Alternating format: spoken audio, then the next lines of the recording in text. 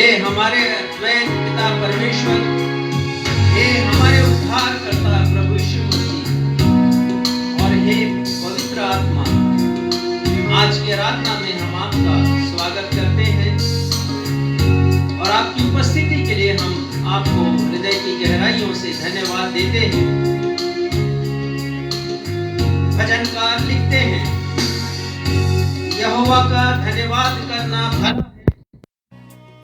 हे परम प्रधान, तेरे नाम का भजन गाना, प्रातः काल को तेरी करुणा और प्रति रात तेरी सच्चाई का प्रचार करना, दस्तार वाले बाजे और सारंगी पर और वीणा पर गंभीर स्वर से गाना भला है।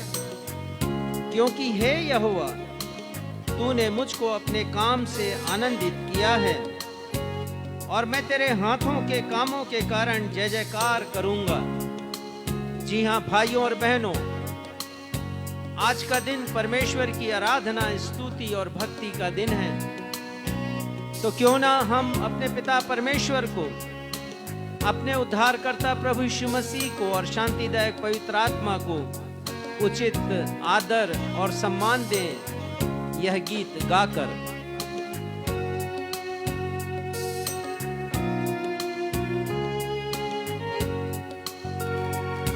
मिले आदर और महिमा तुझे, ज्ञान और धन्यवाद प्रभु, मेरे स्तुति और भक्ति प्रशंसा सदा सर्वदा। फिर से, मिले आदर और महिमा तुझे, ज्ञान और धन्यवाद प्रभु, मेरे स्तुति और भक्ति प्रशंसा सदा सर्वदा। सर्वशक्तिमान प्रभु परमेश्वर, जो है, जो था और रहेगा। सर्वशक्तिमान प्रभु परमेश्वर, जो है, जो था और रहेगा। तेरी महिमा होवे सदा मेरे जीवन में, तेरी महिमा होवे सदा मेरे जीवन में, तेरी महिमा होवे सदा मेरे जीवन में।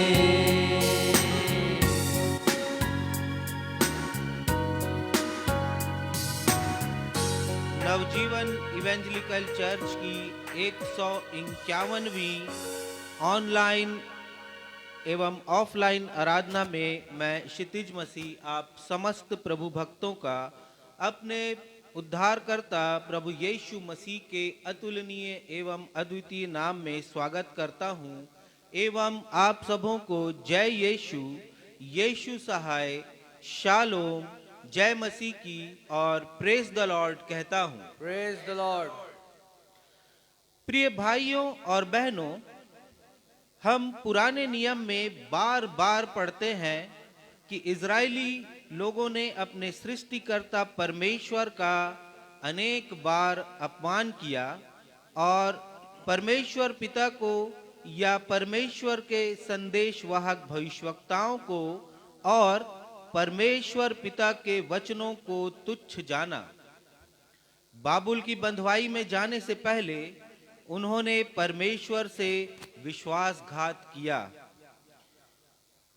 और मलाकी नबी लिखते हैं कि बंधुआई से वापस आने के पश्चात भी यहूदियों ने परमेश्वर का अपमान किया और उन्हें निकम्मा ठहराया।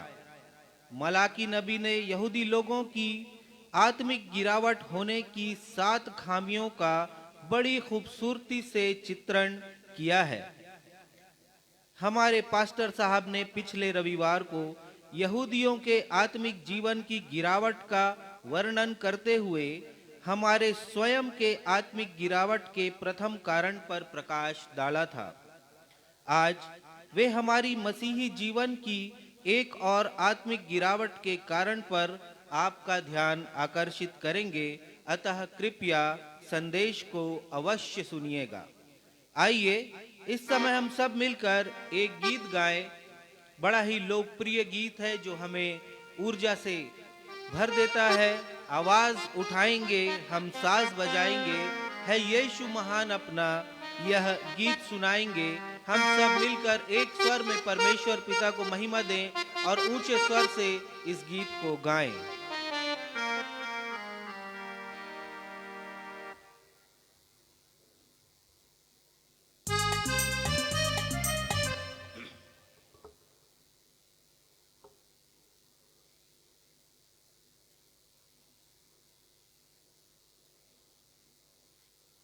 Thank you, Jesus. Thank you, Lord.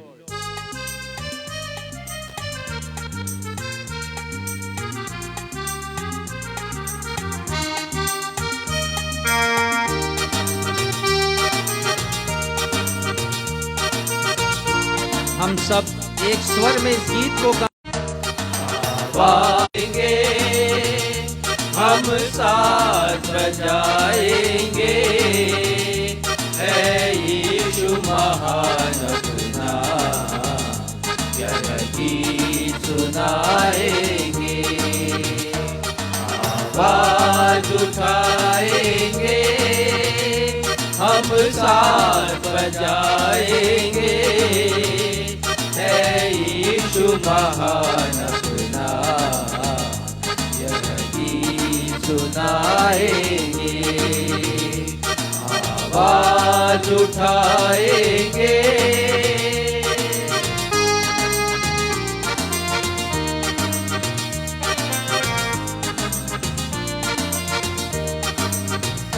संसार की सुंदरता में यह रूप जो तेरा ही, इन चांद सितारों में है आस तो तेरा ही।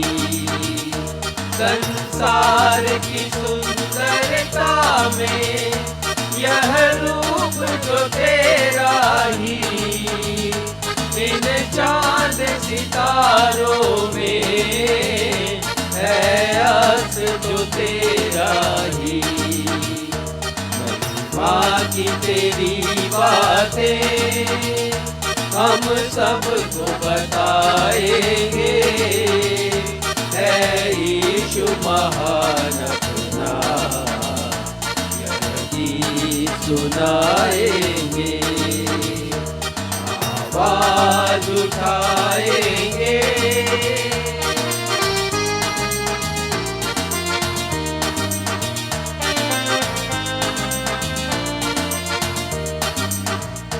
दिल तेरा खजाना है, एक पाक मोहब्बत का, कहा पा न सका कोई, सागर है उल्फत का।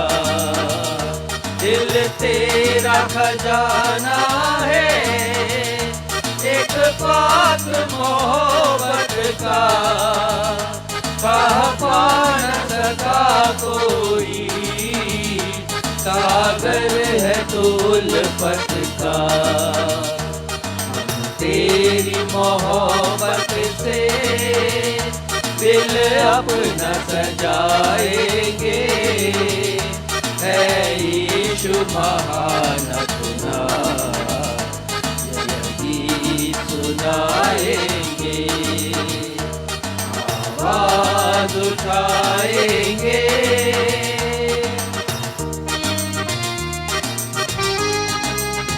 जी हाँ भाइयों और बहनों, ये तो हमारे पिता परमेश्वर का महान प्रेम था, जिसकी गहराई आज तक कोई जान नहीं पाया।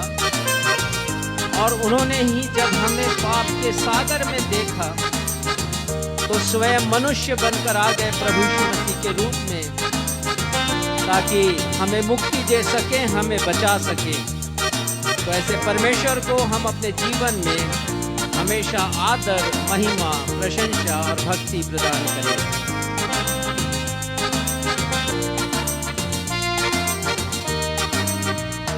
ना देख सका हमको तू पाप के सागर में, और बन के मनुष्य आया आकाश से सागर में। ना देख सका हमको तू पाप के सागर में, और बन के मनुष्य आया आकाश से सागर में।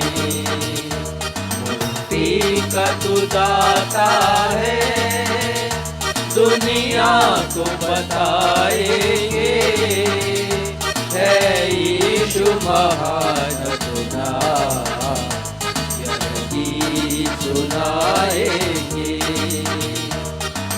आवाज उठाएंगे, हम साथ बजाएंगे, है यीशु महान खुदा, यही सुनाएंगे। आवाज उठाएंगे।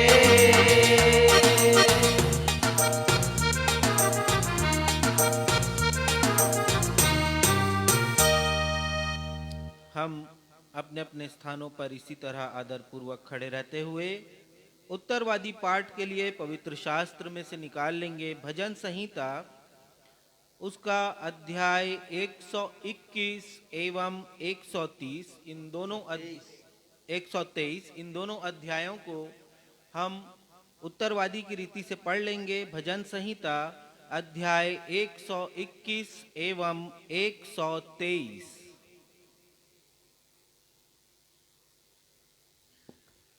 आइए हम सब मिलकर धर्मशास्त्र से निकाल लें भजन संहिता अध्याय 121 और उसके पश्चात 123।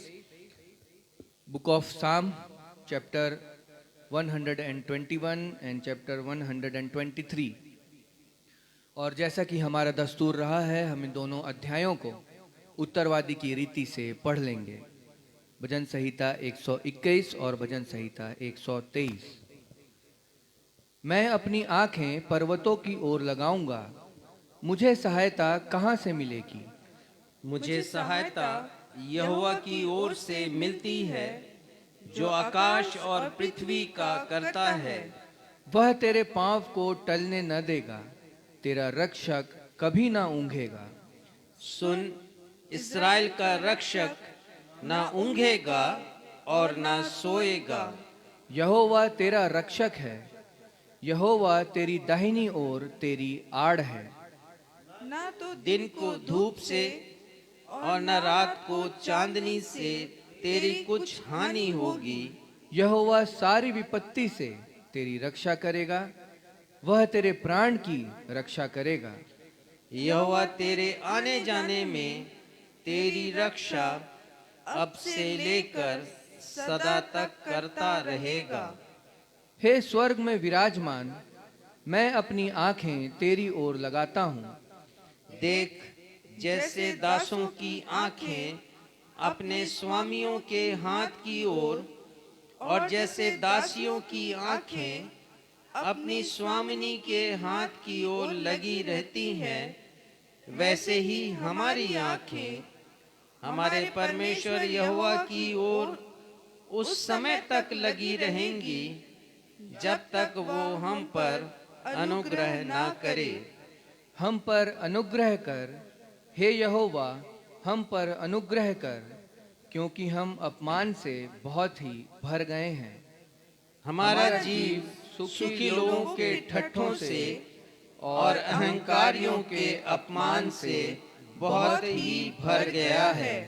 यह हमारे रक्षक, हमारे उद्धारकर्ता परमेश्वर का, प्रभु यीशु मसीह का और पवित्र आत्मा का सत्य और जीवित वचन है। परमेश्वर पिता अपने इस वचन के पढ़े जाने, सुने जाने और समझे जाने पे हम में से हर एक को अपनी बहुतायत की आशीषों से परिपूर्ण करें। हम सब कहें आमीन। आमीन।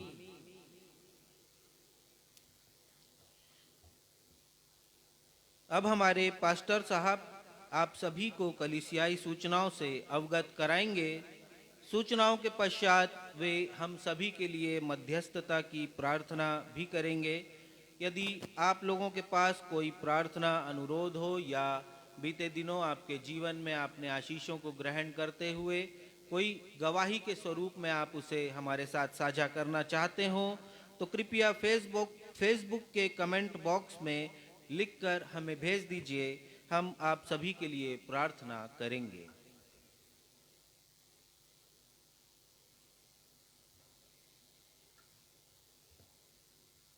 नवजीवन इवेंजलिकल चर्च की 151वीं 151st ऑन एवं ऑफलाइन आराधना में मैं आप सभी का स्वागत करता हूं और अपने उन दर्शकों का भी जो अपने अपने मोबाइल या टेलीविज़न के सामने हमारे साथ आज की आराधना में शामिल हैं।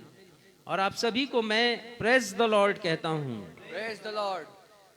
आने वाले रविवार 17 जुलाई को प्रभु भोज की सेवकाई प्रदान की जाएगी। आप सभी से अनुरोध है कि यदि आप भी प्रभु के मेज की सहभागिता को प्राप्त करना चाहते हैं, हमारी कलीसिया में आकर या हमारे कलीसिया में आने में असमर्थ हैं, अपने निवास स्थान में ही आप यदि प्रभु भोज की सेवकाई को प्राप्त करना चाहते हैं तो कृपया पहले से तैयारियां कर लें। एक विनम्र अनुरोध आप सभी से है। पिछले कुछ समय से हम देख रहे हैं कि हमारे कुछ प्रिय लोग हमारे पास आर्थिक सहायता दिए जाने का आग्रह करते हैं। ये सारे निवेदनकर्ता हमारी कलीसिया नवजीवन इवेंजलिकल चर्च के कार्य क्षेत्र से नहीं बिलोंग करते हैं। हम यहाँ पर स्पष्ट कर देना चाहते हैं कि हमारी संस्था और चर्च स्वयं पोषी है। हमें किसी भी प्रकार की कोई भी सहायता किसी अन्य संस्था, किसी अन्य बड़े चर्च या विदेश से या शासन से प्राप्त नहीं होती है। परंतु हमारे लोग जब हमारे निवेदन को सुनते हैं, हमारे कार्यों के विषय में जानते हैं और ये जानते हैं कि हमारे कार्यों में संपूर्ण पारदर्शिता है, तो वे लोग उदारता पूर्वक हमें सहयोग करते हैं और जो भी धनराशि हमारे द्वारा संकलित की जाती है वो 100% परमेश्वर के नाम की महिमा के लिए खर्च की जाती है। यहाँ तक कि मुझे भी कोई धनराशि हमारी संस्था या कलीसिया के द्वारा नहीं दी जाती।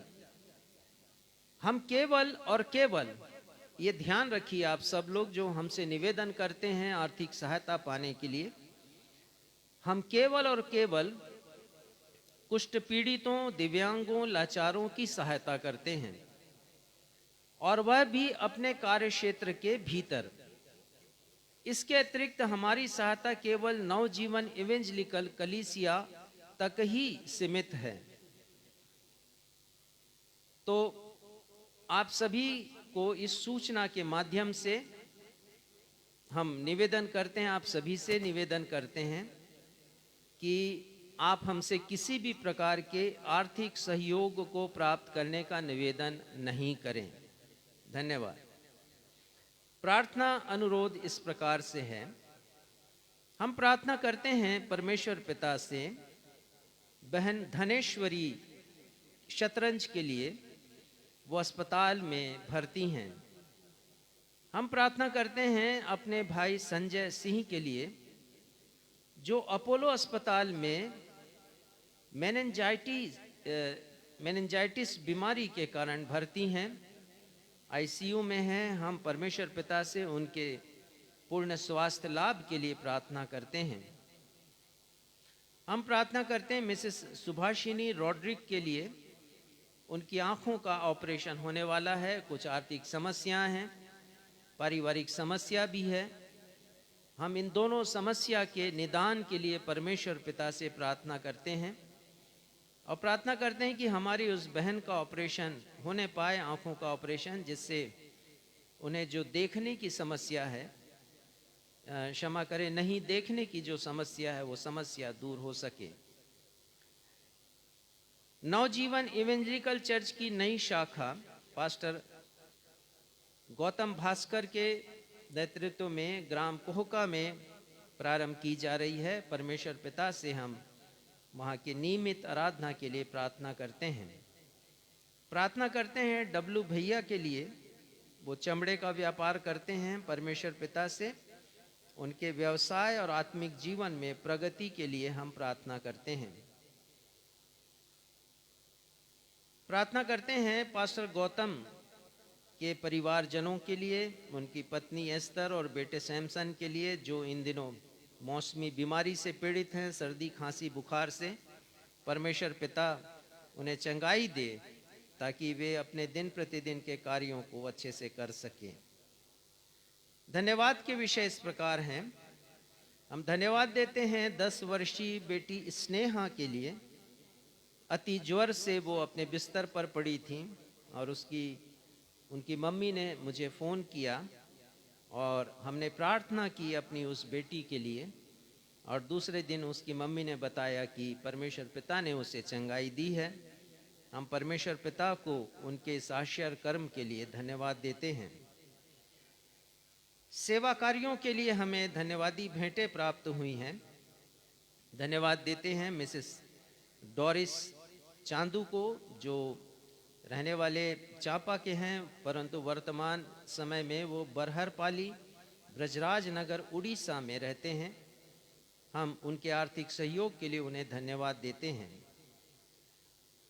हम धन्यवाद देते हैं अपने प्रिय भाई मिस्टर प्रवीण और उनकी पत्नी मिसेस इंदु, उनकी बेटी नम्रता पन्नालाल को, क्योंकि वे नियमित रूप से हमारे साथ हमारी कलीसिया की आराधना में ऑनलाइन शामिल होते हैं और जब भेंट का समय आता है तो वो अपनी भेंटें भी अर्पित करते हैं और उन्होंने अपनी भेंट हमें दी है परमेश्वर के कार्यों के लिए। हम उनके पूरे परिवार के लिए आशीष की प्रार्थना करते हैं। हमें एक और धन्यवादी भेंट प्राप्त हुई है। हम धन्यवाद देना चाहते हैं भोपाल में रहने वाले मिस्टर अर्पण और उनकी पत्नी मिसेस शर्मिला बारिक को। उन्होंने भेंट भेजी है हमारे कलीसिया भवन के निर्माण के लिए। परमेश्वर पिता उनको, उनके दोनों बच्चों को अपनी आशीषों से परिपूर्ण करे। परमेश्वर पिता से हम निवेदन करें, आइए कि हम परमेश्वर पिता हमारी इन विनतियों को सुने और उनका उत्तर हमें मिल सके। कि हमारे परमेश्वर पिता, हम इन सारे निवेदनों को अपने उद्धारकर्ता प्रभु यीशु मसीह के नाम में आपके सिंहासन के समक्ष रखते हैं। प्रार्थना करते हैं पिता कि जितने भी निवेदन अभी हमने प्रार्थना के रूप में पढ़े हैं उसे आप ग्रहण करें, उसे आप स्वीकारें पिता, और उनका उत्तर दें। पिता, आगे की आराधना को हम आपके सामर्थी हाथों में सौंपते हैं और अपनी इस प्रार्थना को आपके बेटे हमारे उद्धारकर्ता प्रभु यीशु मसीह के नाम से मांगते हैं, जिन्होंने यह प्रार्थना करना हमें सिखाया। हे हमारे पिता, आप जो स्वर्ग में हैं, आपका नाम पवित्र माना जाए, आपका राज्य आए, आपकी इच्छा जैसे स्वर्ग में पूरी होती है वैसे इस पृथ्वी पर भी पूरी हो। हमारे दिन भर की रोटी आज हमें दे, और जिस प्रकार हमने अपने अपराधियों को क्षमा किया उसी प्रकार हमारे अपराधों को क्षमा कीजिए। हमें परीक्षा में नहीं डालिए बल्कि बुराई से बचाइए, क्योंकि राज्य, पराक्रम और महिमा सदा आपके हैं। आमीन।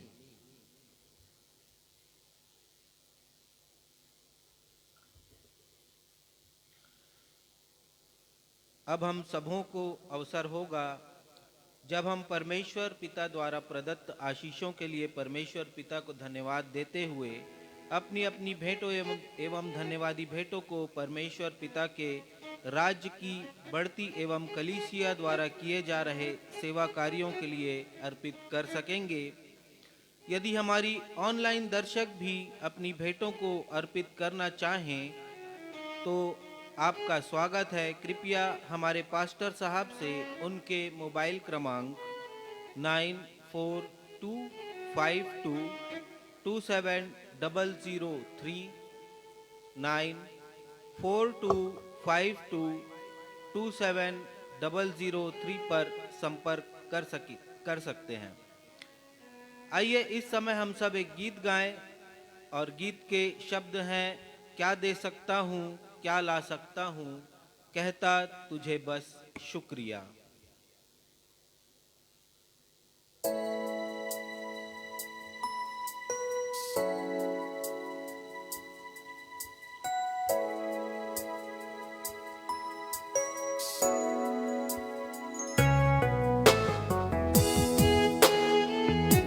जी हाँ भाइयों और बहनों, गीतकार ने लिखा कि हम क्या दे सकते हैं, हम क्या ला सकते हैं।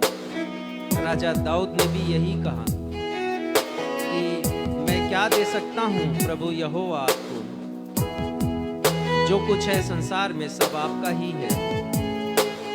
जी हाँ प्यारे भाई और बहनों, हमें सब कुछ देने वाले परमेश्वर पिता को हम कुछ भी नहीं दे सकते। राजा दाऊद कहते हैं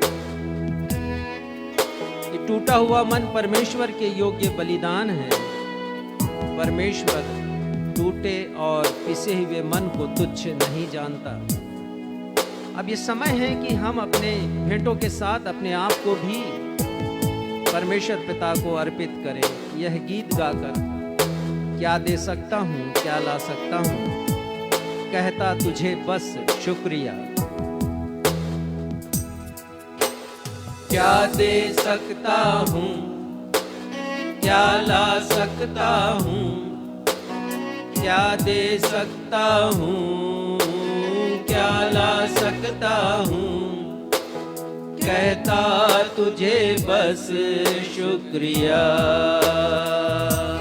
ओ क्या दे सकता हूँ क्या ला सकता हूँ, कहता तुझे बस शुक्रिया। तुझ में ही मेरी सुबह, तुझ में ही हर शाम, तुझसे ही करता शुरू हर कोई काम। शुक्रिया करता हूँ मैं लेके तेरा नाम, आदर और धन्यवाद आज तेरे नाम। शुक्रिया शुक्रिया शुक्रिया तेरा, शुक्रिया शुक्रिया शुक्रिया शुक्रिया तेरा, शुक्रिया।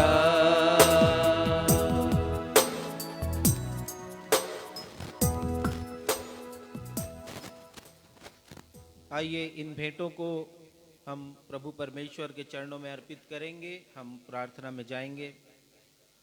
महान जीवित अनुग्रहकारी पिता परमेश्वर, एक बार फिर धन्यवाद और आदर और महिमा के साथ आपके चरणों के निकट आते हैं। आराधना के इस समय प्रेम पिता, जब हमने अपनी भेंटों एवं धन्यवादी भेंटों को आपके चरणों पर रखा है, प्रेमी पिता होने दीजिए कि ये आपको ग्रहण योग्य होने वाली हो सके। जिस प्रकार हमने गीत के शब्दों को गाया प्रेमी पिता, कि हम क्या ला सकते हैं और क्या दे सकते हैं, सचमुच में प्रभु जी हम आपको आपके आशीषों के बदले, जो उद्धार का रास्ता आपने हमारे लिए खोला है उसके बदले हम आपको कुछ भी नहीं दे सकते। केवल अपना हृदय और अपना जीवन ही दे सकते हैं प्रेम पिता, क्योंकि हमारे जीवनों में जो कुछ भी दिया हुआ है वो सिर्फ और सिर्फ आपका दिया हुआ है। एक मसीही जीवन जीते हुए हम संपूर्ण रीति से आप पर आश्रित रहते हैं। चाहे इस संसार में धन उपार्जन करना हो, अपने कार्य क्षेत्रों में रहते हुए, या अपनी आत्मिक जरूरतों को पूरी करने के लिए पवित्र आत्मा की अगुवाई मांगना हो प्रेम पिता, हम हर एक बातों पर आप पर आश्रित रहते हैं। जो कुछ भी काम नौकरी करके हमने अर्जित किया है प्रेम पिता, उसका एक अंश आपके चरणों पर अर्पित किया है। और बीते दिनों जो आशीषों को हमने प्राप्त किया है, तो धन्यवादी भेंटों के रूप में आपके चरणों पर हम लेकर के आए हैं। प्रेम पिता, बड़ी दया के द्वारा इन भेंटों को ग्रहण कीजिए। कलीसिया द्वारा किए जा रहे आत्मिक उत्थान के कार्यों को एवं सेवा के कार्यों को इन भेंटों के द्वारा परिपूर्ण कीजिए। प्रेम पिता, यह मुट्ठी भर भेंट जरूर है, परंतु इसके द्वारा आपने बीते कई वर्षों से आश्चर्य कर्मों को अंजाम दिया है। इन बात की गवाही हमारा जीवन है प्रेम पिता, और हमारी कलीसिया भी इसी बात की गवाही देती है। होने दीजिए प्रेम पिता, जिन लोगों ने अपनी बढ़ती में से आपको भेंट दी है प्रेम पिता, वे और भी आशीषित होने वाले हो सकें।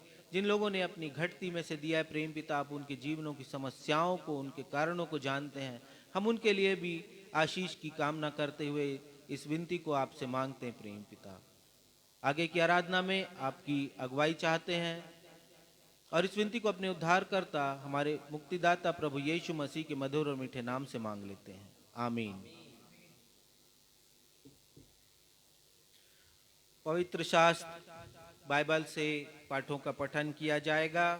पहला पाठ जो पुराने नियम से लिया गया है, मलाकी की पुस्तक, उसका अध्याय 1 पद 6 से 8 और उसके पश्चात अध्याय 2 पद 7 से 9, मलाकी अध्याय 1 पद 6 से 8 और अध्याय 2 का पद 7 से 9।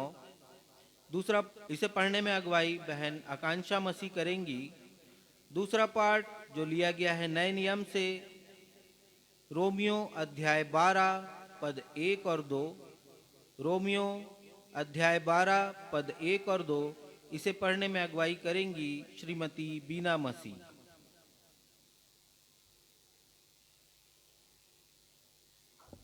आप सबों को जय मसीह की।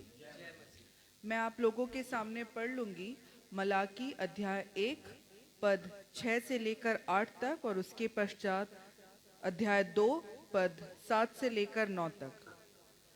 पुत्र पिता का और दास स्वामी का आदर करता है।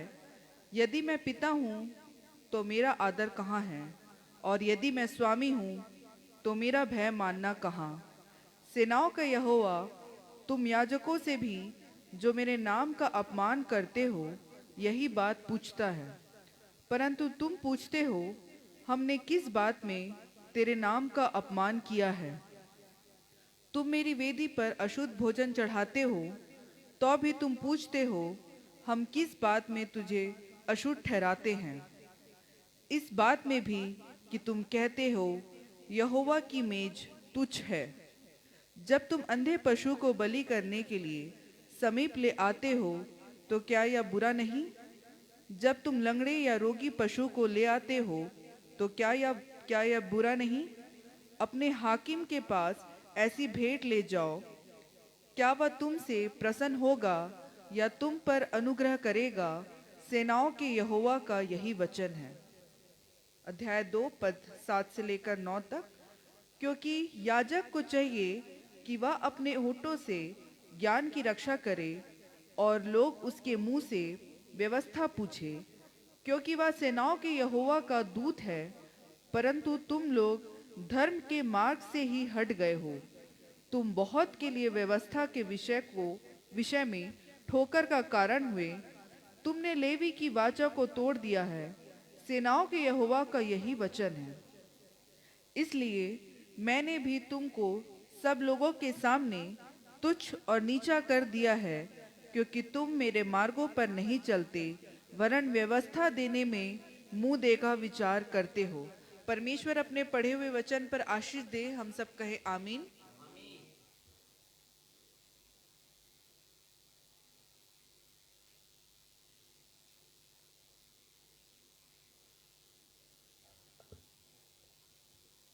परमेश्वर पिता के मधुर नाम में आप सबों को जय मसीह की। मैं आपके समक्ष नए नियम से पढ़ लूंगी रोमियो उसका 12वां अध्याय पद 1 से 2 तक। यहाँ पर इस प्रकार लिखा है, इसलिए हे भाइयों, मैं तुमसे परमेश्वर की दया स्मरण दिलाकर विनती करता हूँ कि अपने शरीरों को जीवित और पवित्र और परमेश्वर को भावता हुआ बलिदान करके चढ़ाओ। यही तुम्हारी आत्मिक सेवा है। इस संसार के सदृश ना बनो, परंतु तुम्हारे मन के नए हो जाने से तुम्हारा चाल चलन भी बदलता जाए, जिससे तुम परमेश्वर की भली और भावती और सिद्ध इच्छा अनुभव से मालूम करते रहो। यह परमेश्वर का जीवित सत्य वचन है। परमेश्वर इसके पढ़े एवं सुने जाने पर हम सबों को आशीष प्रदान करें। हम सब कहें आमीन।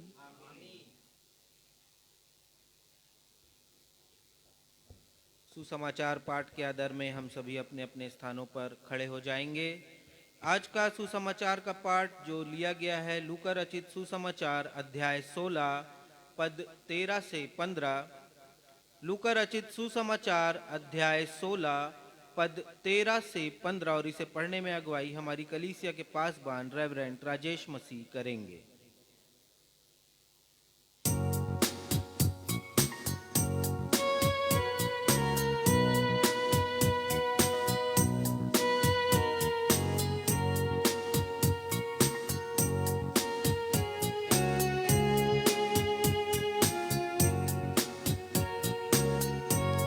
आज का सुसमाचार का पाठ लूका रचित सुसमाचार उसका 16वां अध्याय पद संख्या 13, 14, 15।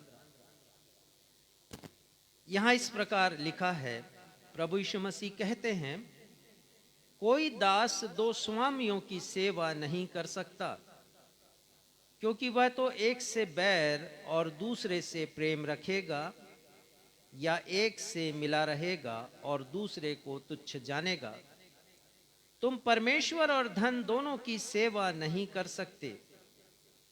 फरीसी जो लोभी थे ये सब बातें सुनकर प्रभु यीशु को ठट्ठों में उड़ाने लगे।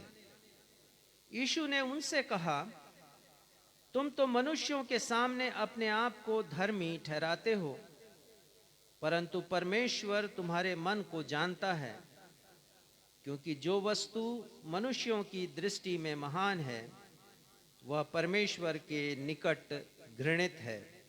यह प्रभु यीशु ख्रिस्ट का सुसमाचार है। हे प्रभु यीशु ख्रिस्ट, आपके नाम की महिमा हो। हम सब कहें आमीन।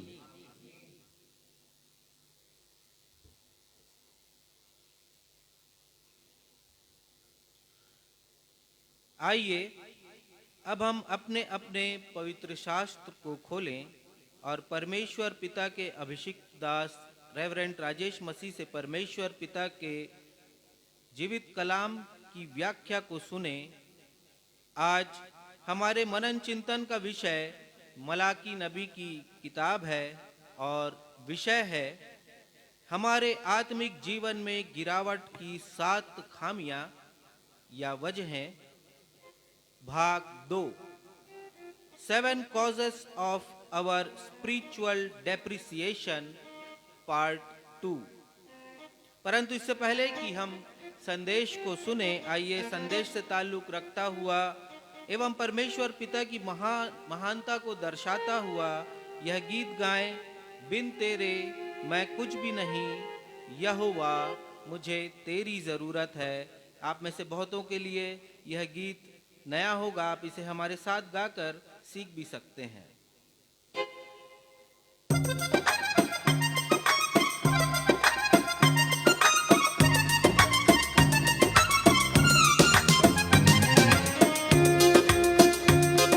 जी हाँ भाइयों और बहनों, आज के मौजूदा हालात में जबकि हर तरफ हमें संकट के बादल नजर आते हैं, यदि सबसे अधिक किसी की जरूरत है तो वो बाइबिल का परमेश्वर है, जिनके बिना मैं और आप कुछ भी नहीं हैं। आइए हम इस गीत को गाएं, बिन तेरे मैं कुछ भी नहीं, हे यहोवा मुझे तेरी जरूरत है। और परमेश्वर पिता को हम उचित आदर, मान, सम्मान, गौरव प्रदान करें।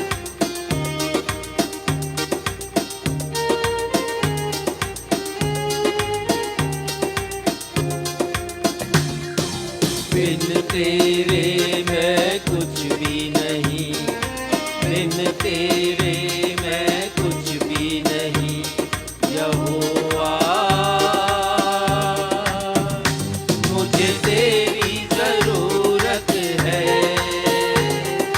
यहोवा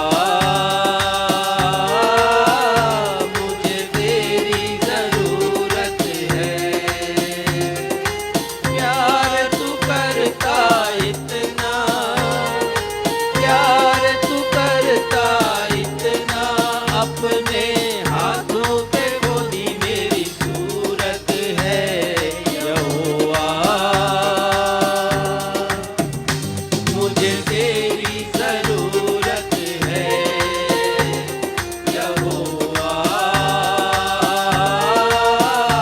मुझे तेरी जरूरत है।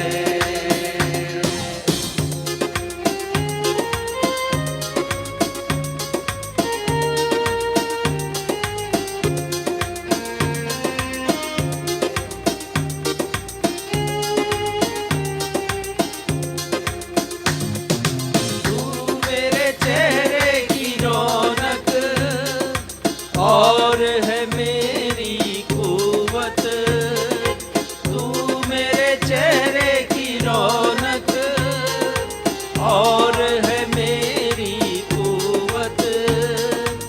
असमत और जलाल के बादशाह तुझसे है मेरी सीरत। असमत और जलाल के बादशाह तुझसे है मेरी सीरत।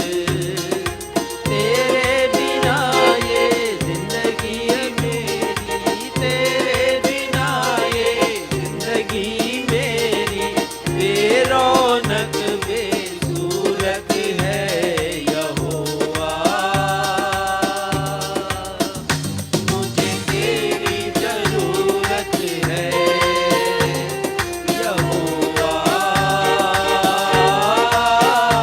मुझे तेरी जरूरत है। प्यार तू करता इतना, प्यार तू करता इतना, अपने हाथों पे खोदी मेरी सूरत है।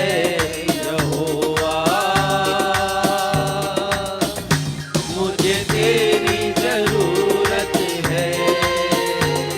यहोवा मुझे तेरी जरूरत है। मुझे तेरी जरूरत है। मुझे तेरी जरूरत है।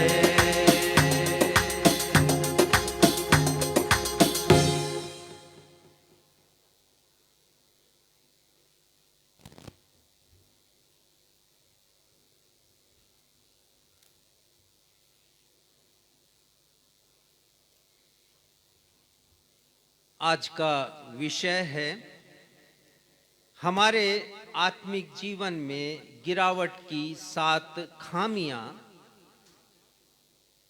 7 वजहें, 7 कारण। और वो कारण क्या क्या हैं?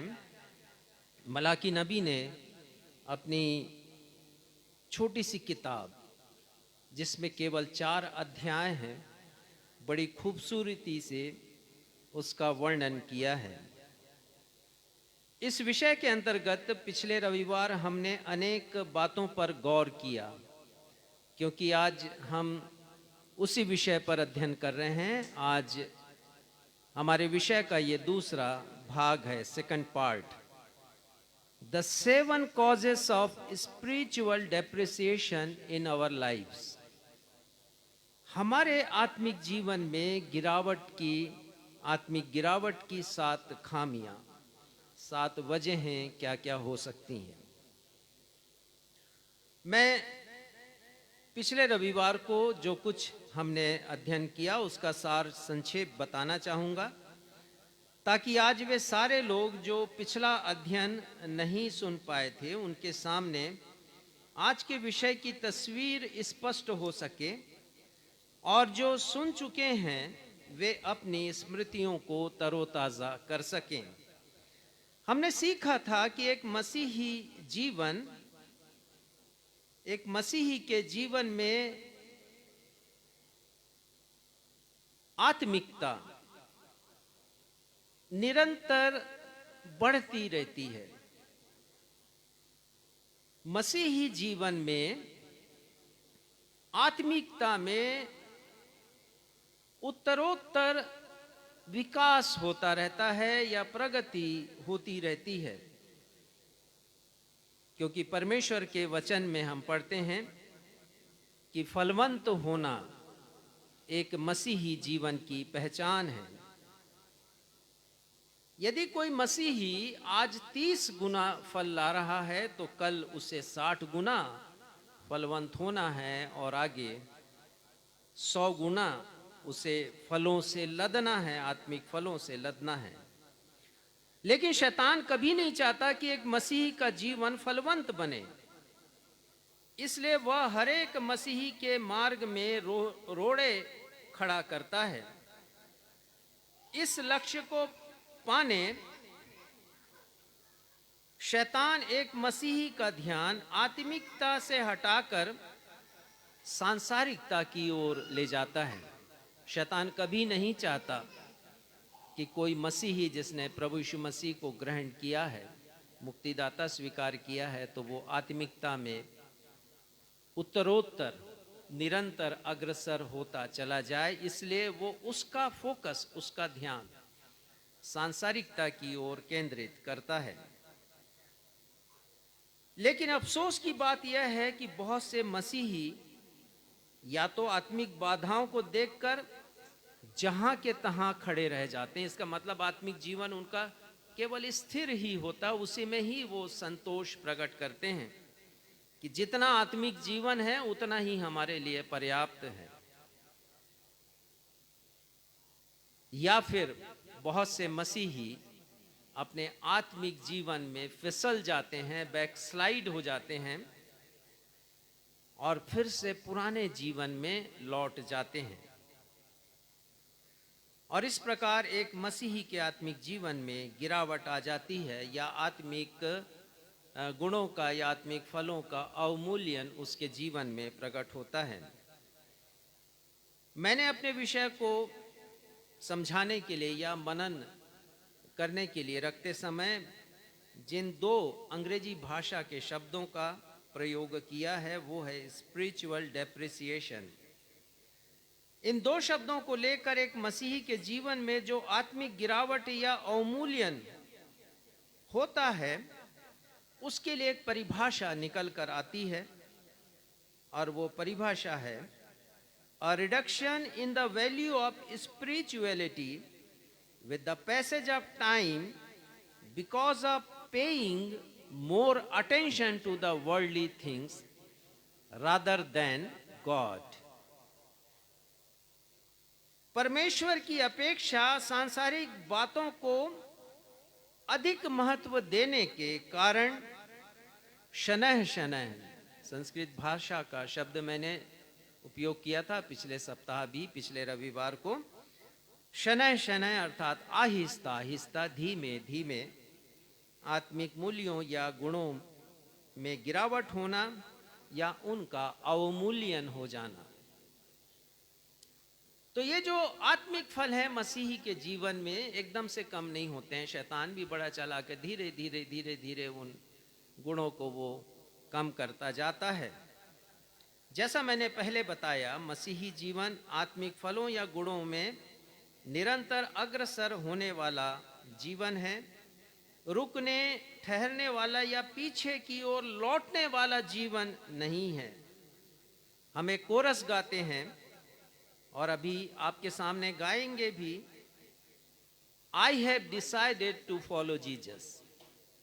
संडे स्कूल में हम इस कोरस को गाया करते हैं, कलीसिया में बहुत कम गाते हैं। सोच लिया जाता है कि ये यूथ का या संडे स्कूल का गीत है, परंतु ये गीत हमें भी एक चुनौती देता है और ये गीत कहता है कि यीशु के पीछे मैं चलने लगा, नहीं लौटूंगा, नहीं लौटूंगा। तो जब हम चलते हैं यीशु मसीह के पीछे तो हम लौटने वाले ना बने, अग्रसर होने वाले बने। अभी हम इस कोरस को गाएंगे।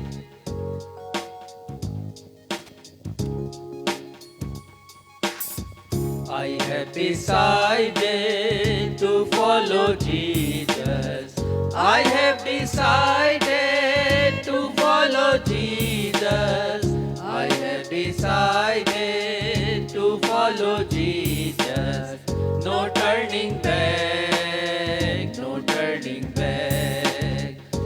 turning back, no turning back.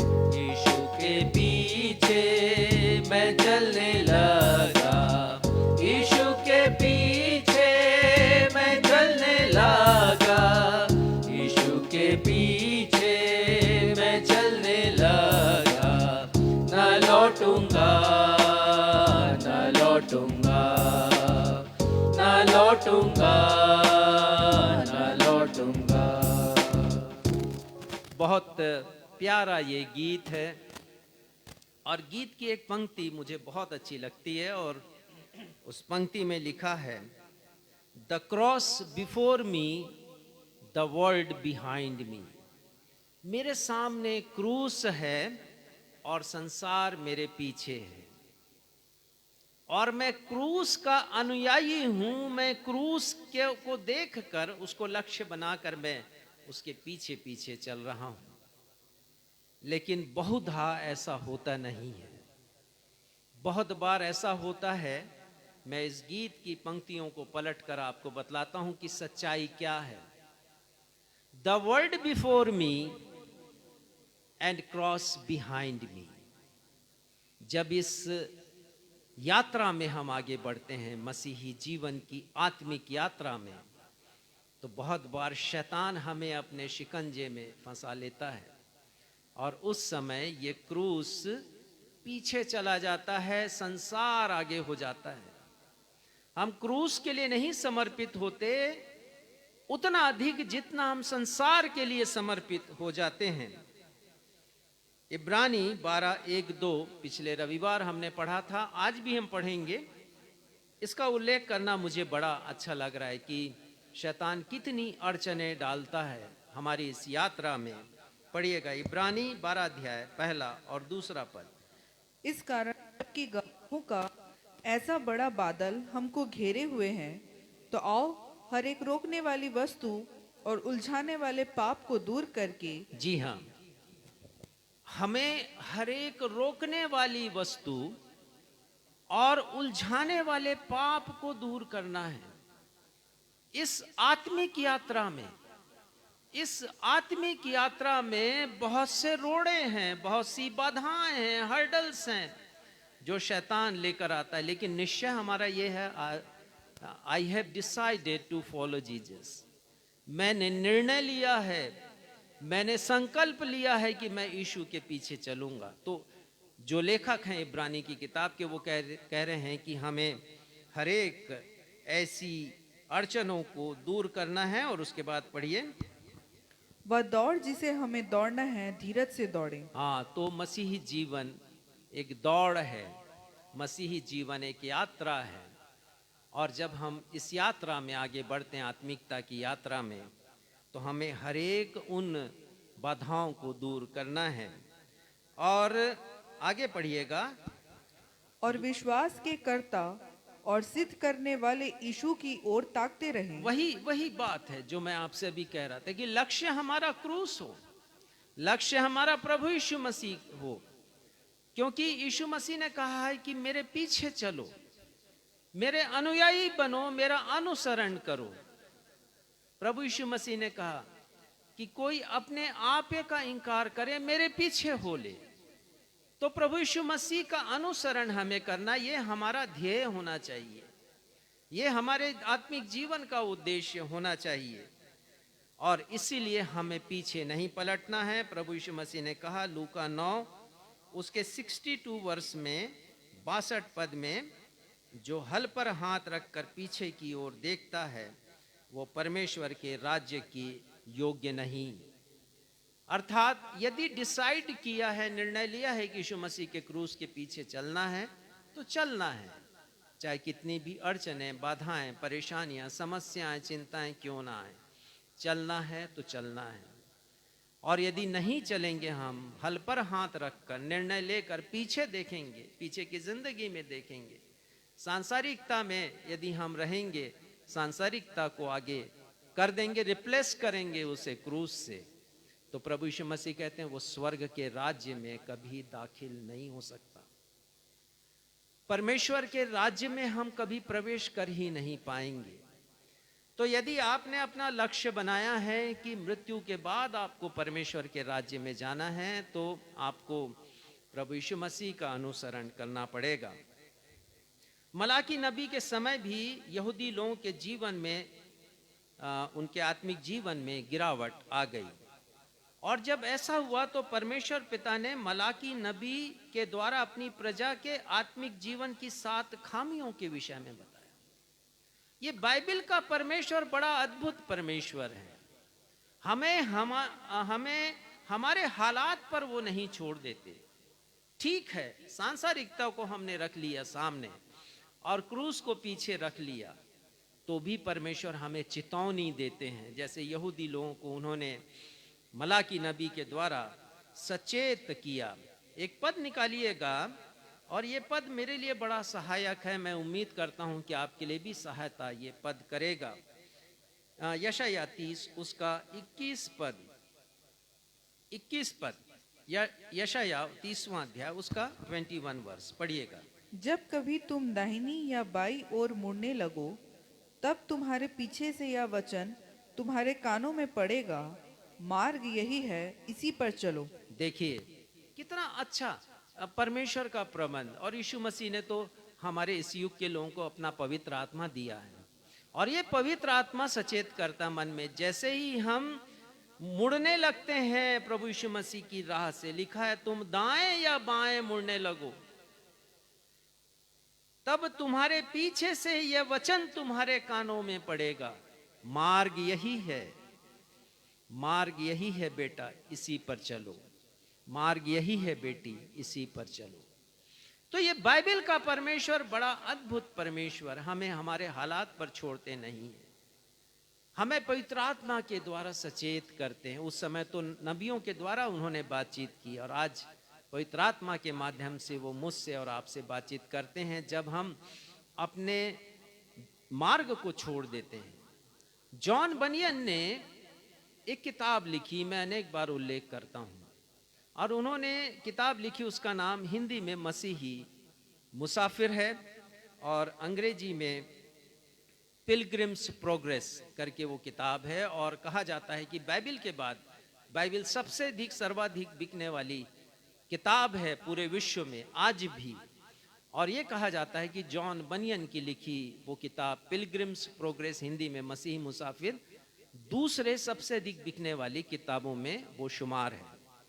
उन्होंने लिखा कि जब उन्होंने अपनी यात्रा प्रारंभ की तो वो चौड़े मार्ग से होकर के गए।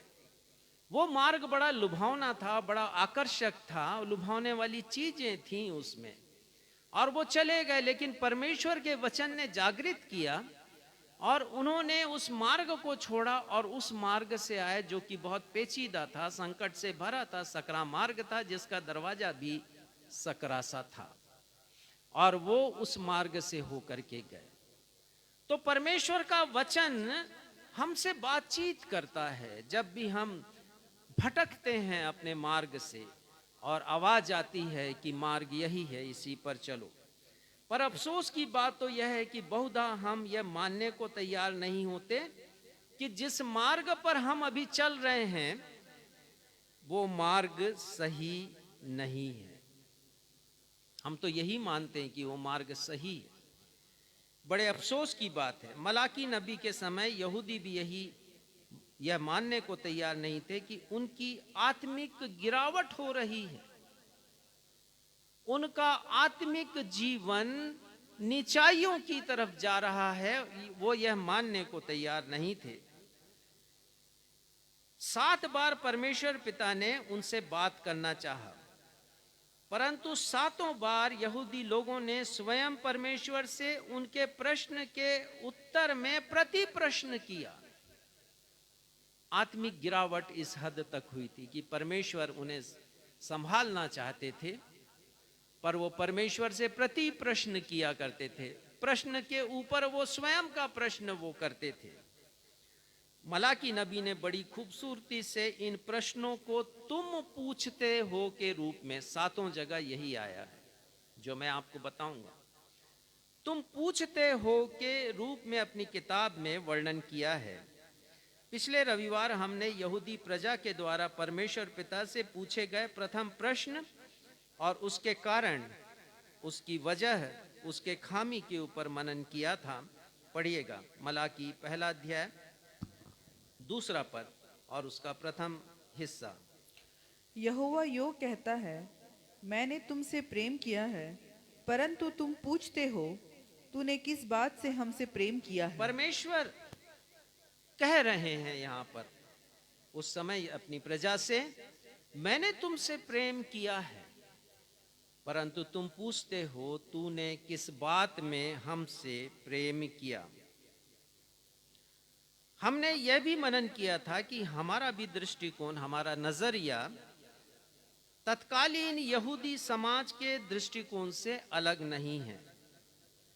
परमेश्वर पिता ने यहूदियों को एसाव और याकूब दो सगे भाइयों का उदाहरण देकर समझाया था कि एसाव ने एक बहुत ही छोटी, बहुत ही नगण्य और बहुत ही तुच्छ वस्तु, जिसका वर्णन आया एक बार का भोजन, उसके लिए उसने अपने पहलौठे होने के अधिकार को अपने छोटे भाई याकूब के हाथों में बेच डाला।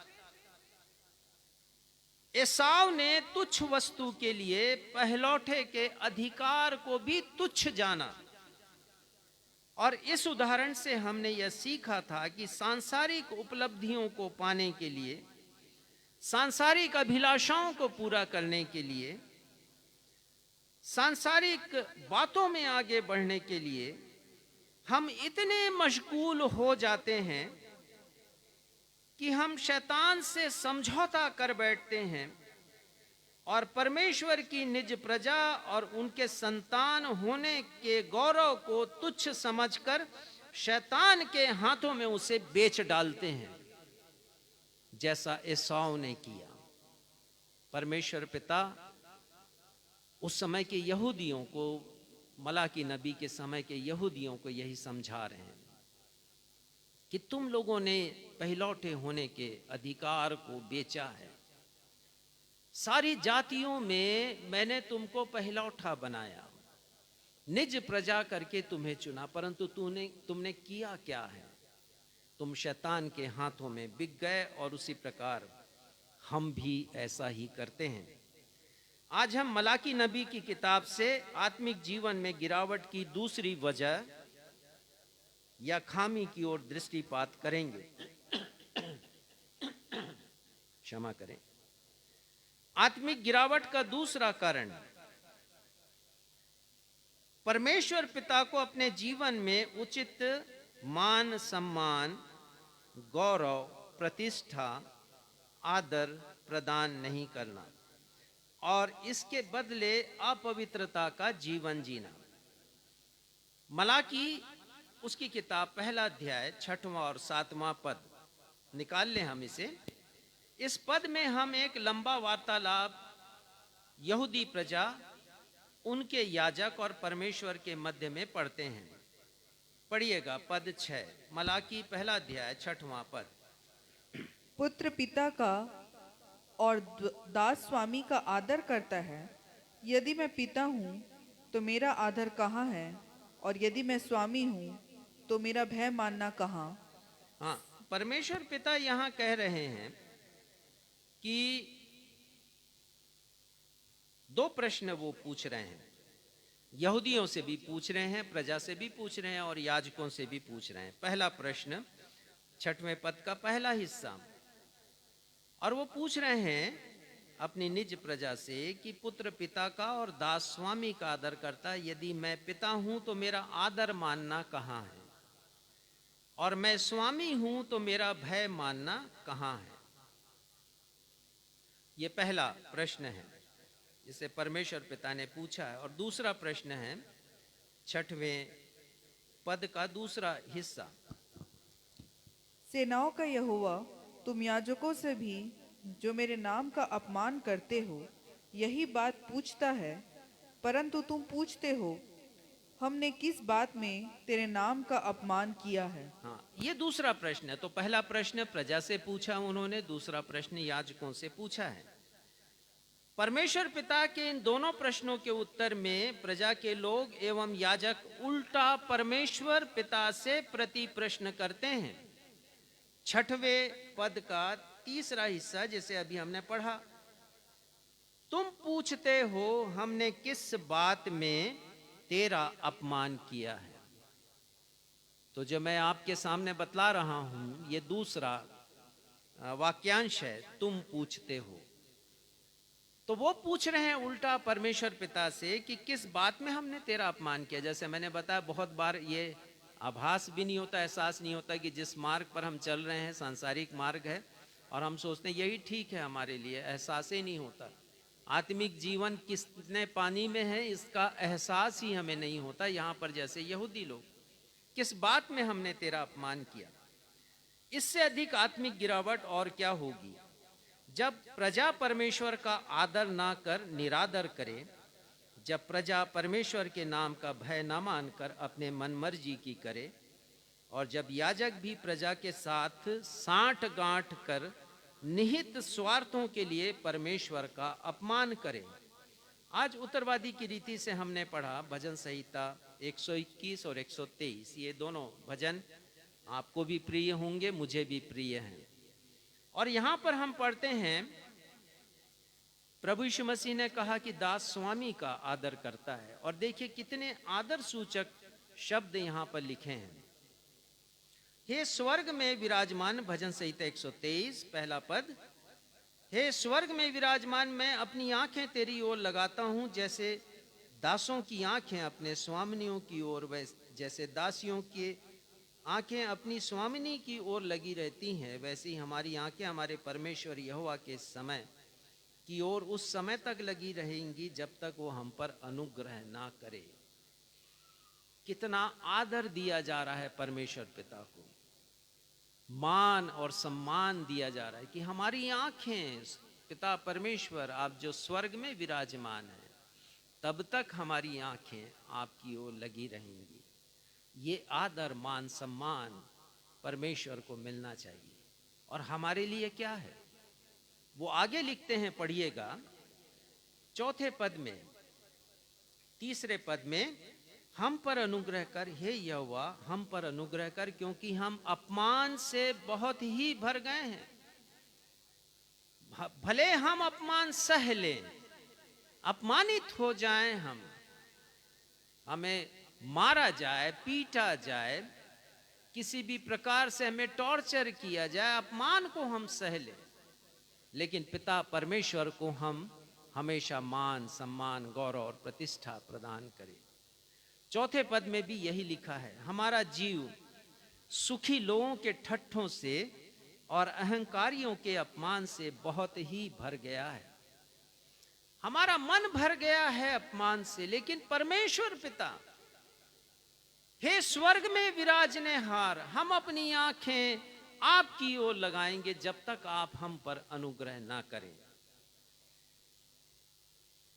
जब प्रजा और याजक दोनों पूछते हैं कि किस बात में हमने तेरा अपमान किया, हम लौट आए मलाकी उसका पहला अध्याय।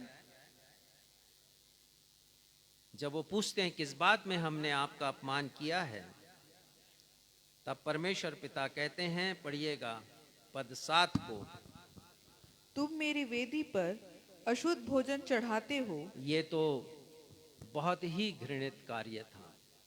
परमेश्वर की वेदी पवित्र वेदी है और वो कह रहे हैं कि तुम अशुद्ध बलिदान कर रहे हो वहां पर, तुम्हारा बलिदान ही पवित्र नहीं है। और फिर प्रजा और याजक परमेश्वर से प्रति प्रश्न कर रहे हैं, जब परमेश्वर कह रहे हैं कि मेरी वेदी पर तुम अशुद्ध भोजन चढ़ाते हो। 7वें पद का दूसरा हिस्सा पढ़िएगा, तो भी तुम पूछते हो हम किस बात में तुझे अशुद्ध ठहराते हैं। और वे पूछ रहे हैं परमेश्वर से कि परमेश्वर पिता बताइए तो, जो कर रहे हैं हम अच्छा कर रहे हैं, व्यवस्था के अनुसार हम कर रहे हैं, बलिदान कर रहे हैं। याजक भी कह रहे हैं हमने कहीं कोई गलती नहीं की। और परमेश्वर पिता फिर उनकी गलती को, उनकी खामी को बतलाते हैं। 8वां पद पढ़िए, जब तुम अंधे पशु को बलि करने के लिए समीप ले आते हो, तो क्या यह बुरा नहीं? जब तुम लंगड़े या रोगी पशु को ले आते हो तो क्या यह बुरा नहीं? परमेश्वर पिता कहते हैं, तुम व्यवस्था के अनुसार निर्दोष पशु को नहीं, परंतु वो पशु जो कि अशुद्ध है, जो लंगड़ा है, जो अंधा है, जो बीमार है, जिस पर चोट के निशान है या चोटिल है, ऐसे पशु को तुम ला रहे हो बलिदान चढ़ाने के लिए। और परमेश्वर पिता कह रहे हैं, एक उदाहरण दे रहे हैं कि यदि तुम्हें हाकिम को भेंट देना है, गवर्नर के पास तुम जाओगे, तो क्या ऐसी ही चीजों को लेके जाओगे भेंट चढ़ाने? तो दो प्रकार का नजरिया है। परमेश्वर पिता कह रहे हैं, मेरे लिए जो नजरिया है तुम्हारा अशुद्धता से भरा है, तुम मुझे तुच्छ समझ रहे हो, तुम मुझे अपमानित कर रहे हो। लेकिन दूसरी ओर जो कि एक सांसारिक प्रशासक है, उसके पास यदि तुम जाते हो तो श्रेष्ठ वस्तुएं लेकर जाते हो। ऐसी वस्तु को लेकर के ना जाते, कभी नहीं जाते जिससे वो अप्रसन्न हो। तो तुम्हारा ये व्यवहार कैसा है? ये कितने दुख और शर्म की बात है, ये कितने सोचने की बात है कि जिस जाति को परमेश्वर ने निज प्रजा बनाकर बेशुमार आशीषें प्रदान की, जिस जाति को परमेश्वर ने मिस्र के क्रूर राजा फिरौन के दासत्व से अद्भुत रीति से छुड़ाया, जिस जाति को परमेश्वर ने लाल सागर को दो भागों में बांटकर जहां राह नहीं थी वहां पर राह बनाया, उन्हें मिस्र देश की शक्तिशाली सेना से बचाया, और उस जाति को मिस्र देश की अस्त्र शस्त्र से सुसज्जित सेना से और उनके घोड़ों और रथों से बचाया, बल्कि उन सभी को उन्होंने लाल सागर में डुबोकर नष्ट कर दिया। जिस परमेश्वर ने उन्हें बियाबान जंगल में मन्ना और बटेर खिलाया, दिन में बादल और रात में अग्नि का खंभा बनकर जिनकी अगुवाई की, और जिस परमेश्वर ने उन्हें जहरीले सर्पों, खौफनाक हिंसक पशुओं और शत्रुओं की सेना से हर बार बचाया। बाइबल का परमेश्वर रक्षक परमेश्वर है। भजन संहिता 121 में हमने पढ़ लिया। जो तस्वीर है परमेश्वर की, रक्षा करने वाले, बचाने वाले, राह बनाने वाले जहां पर राह नहीं है। और उस जाति को परमेश्वर ने, उस जाति की रक्षा की परमेश्वर ने ऐसे ही। और जिस जाति के वस्त्रों को परमेश्वर ने 40 वर्षों तक पुराना नहीं होने दिया, और ना ही जिस जाति के लोगों की सैंडल के तलवे 40 वर्षों की यात्रा में घिसे,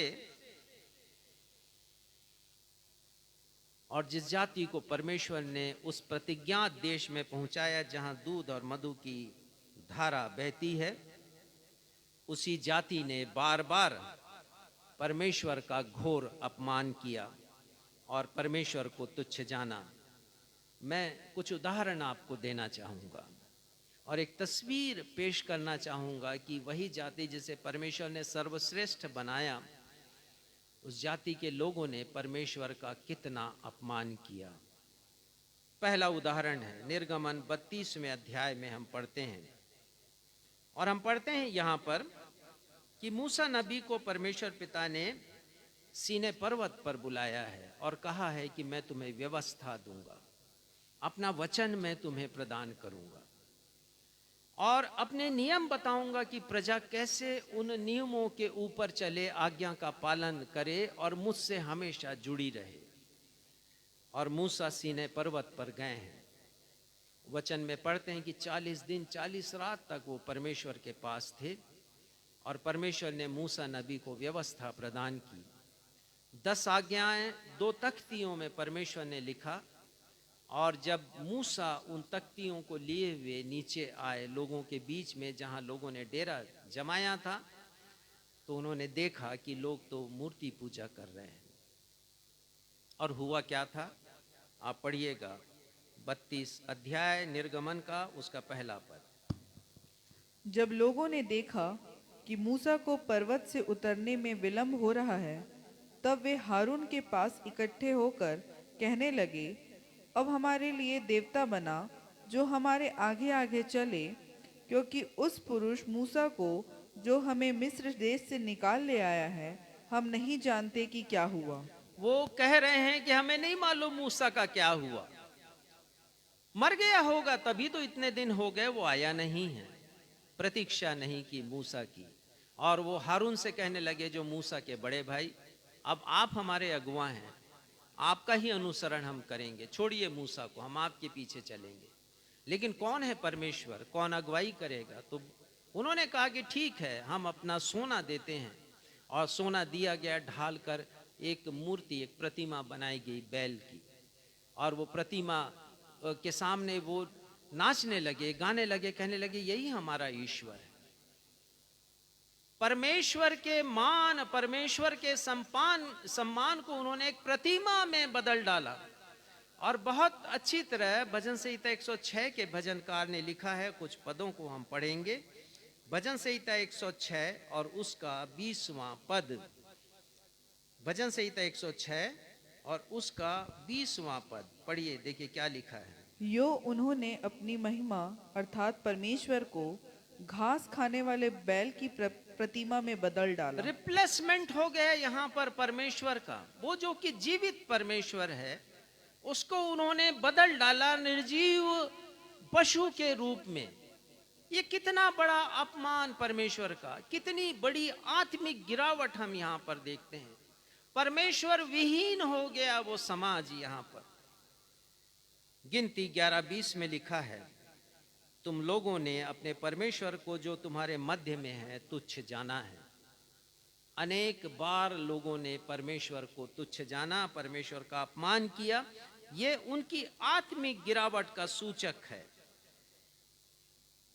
दूसरा उदाहरण मैं देना चाहूंगा, पर हम ये भी देख लें कि जब जब उन्होंने ऐसा किया है तो परमेश्वर ने उन्हें दंडित किया है। मूसा परमेश्वर से कहते हैं, निर्गमन 32 उसके 31 और 32 पद को यदि मिल जाता है तो जल्दी से पढ़िए। निर्गमन 32 उसका 31, 32। तब मूसा यहोवा के पास जाकर कहने लगा, हाय हाय, उन लोगों ने सोना का देवता बनवाकर बड़ा ही पाप किया है। तो भी अब तू उनका पाप क्षमा कर, नहीं तो अपनी लिखी हुई पुस्तक में से मेरे नाम को काट दे। मूसा कहते हैं परमेश्वर पिता से, उनके पाप को क्षमा कर दीजिए परमेश्वर पिता, क्षमा कर दीजिए उन्होंने जो पाप किया है, नहीं तो मेरा नाम जीवन की किताब से आप काट दीजिए। तो परमेश्वर मूसा के अनुसार नहीं चलेंगे, परमेश्वर की अपनी एक व्यवस्था है। और परमेश्वर कहते हैं 33 पद में पढ़िए, यहोवा ने मूसा से कहा, जिसने मेरे विरुद्ध पाप किया है उसी का नाम मैं अपनी पुस्तक में से काट दूंगा।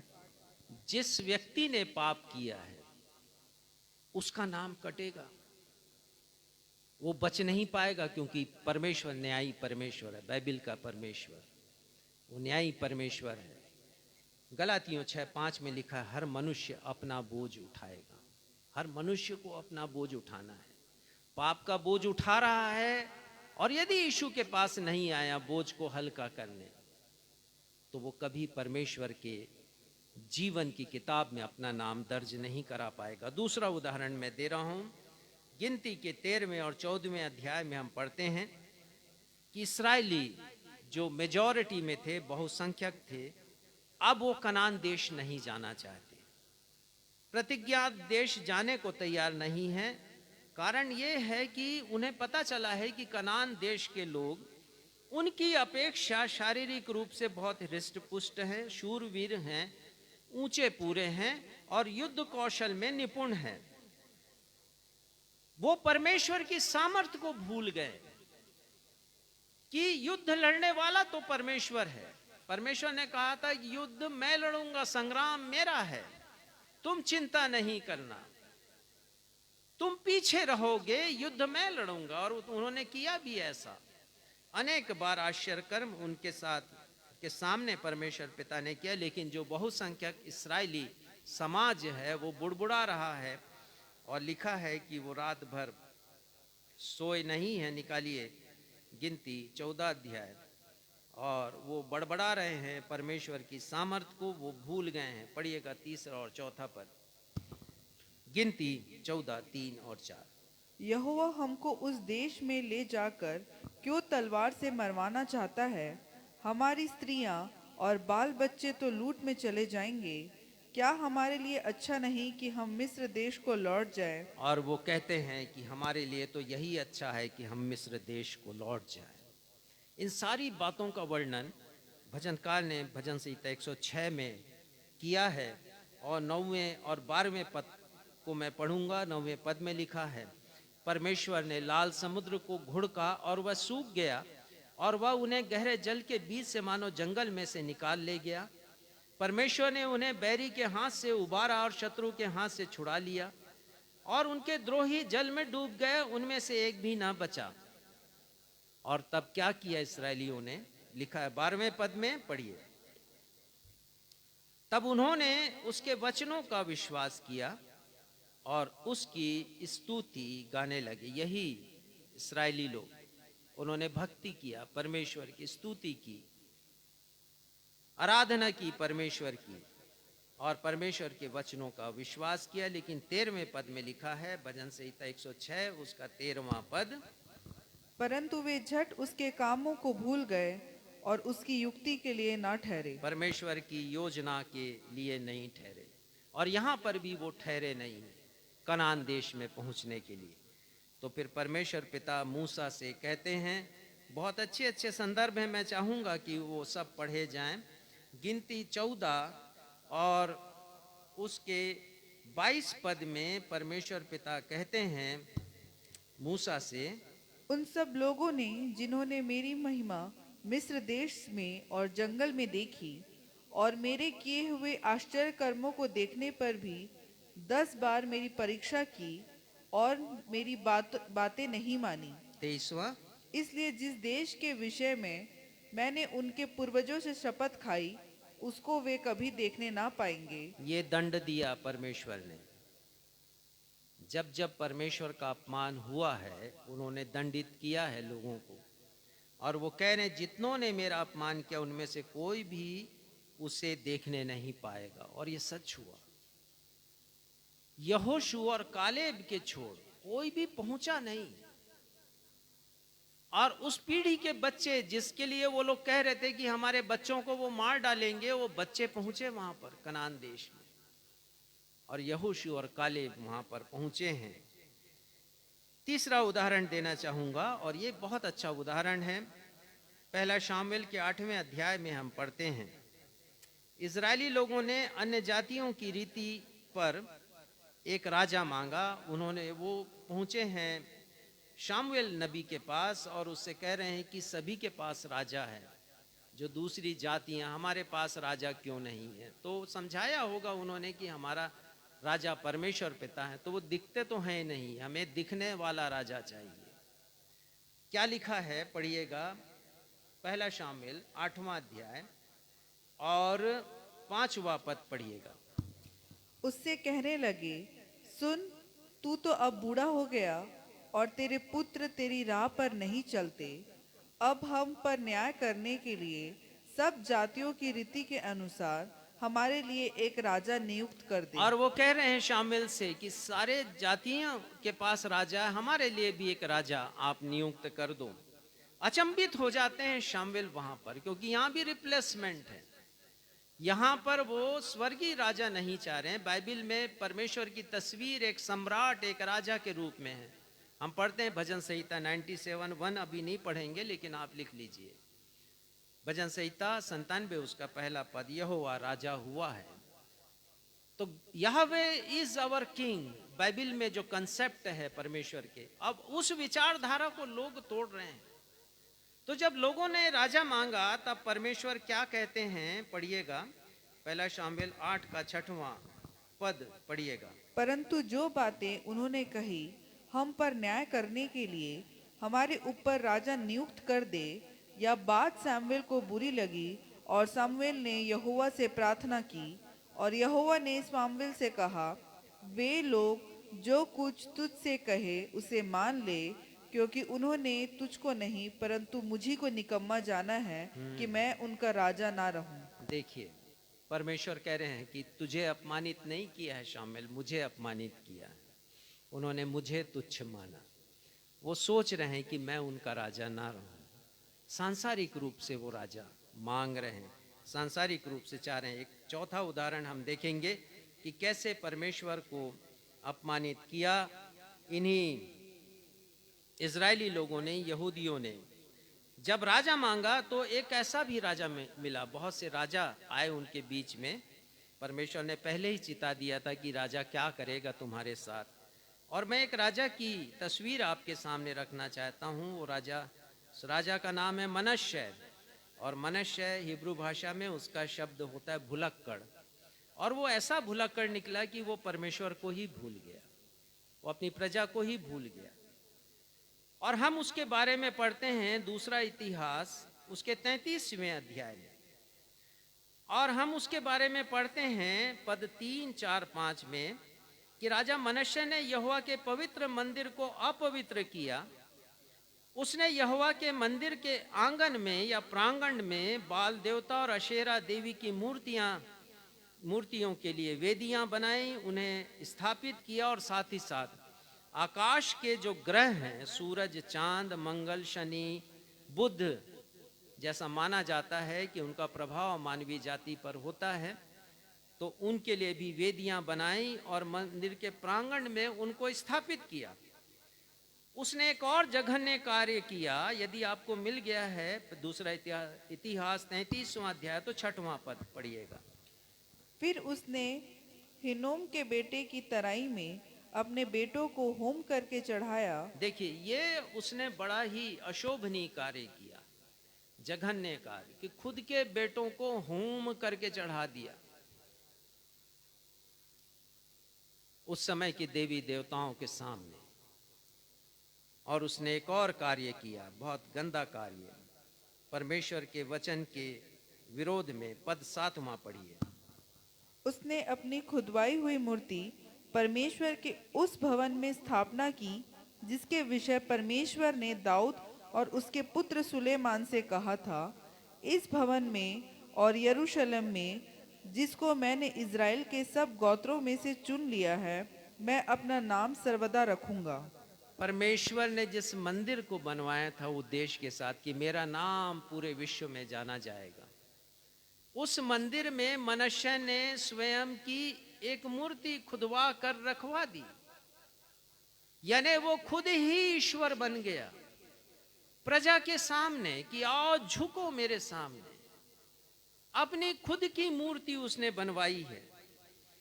5वां उदाहरण हमने पढ़ ही लिया है मलाकी नबी की किताब से। और हमने देखा कि 2 खामियां उस समय के लोगों में थी। परमेश्वर ने कहा पहले अध्याय के 7वें पद में, तुम मेरी वेदी पर अशुद्ध भोजन चढ़ाते हो। और 8वें पद में, तुम बीमार, अंधे, लंगड़े पशु का बलिदान करते हो। व्यवस्था के अनुसार केवल निर्दोष पशु का ही बलिदान किया जाना था, आवश्यक था। बलिदान के पशु विशेष रीति से और देखभाल से तैयार किए जाते थे। और ये देखा जाता था कि वो बीमार ना हो, देखा जाता था कि कोई चोट उसमें ना लगे, देखा जाता था कि वो अंधे ना हो, लंगड़े ना हो, किसी प्रकार का दोष उनमें पाया ना जाए। तो ऐसे पशु बड़े महंगे मिला करते थे। ये मेल बलि के पशु होते थे, बहुत महंगे होते थे और लोग खरीद नहीं पाते थे। तो लोगों ने जरिया बना लिया, तरीका बनाया, उपाय निकाला।